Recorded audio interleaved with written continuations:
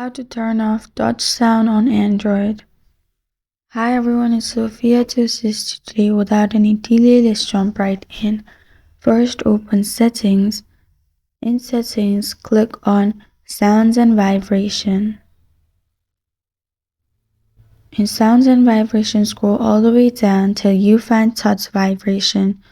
As it's turned on, it will make noises when touching apps on the screen, so make sure you turn it off and touch sound will not be available anymore. If you don't find sound and vibration, simply in settings, simply go to search button located on top right and search for sounds and vibration or simply touch vibration, and then you're good to go. That's how you turn off touch sound on Android. Thank you for joining me today. If this video helped you out, please leave a like and subscribe for more. Got a question or want to suggest a topic? Comment below. I am Sophia signing off. Until next time.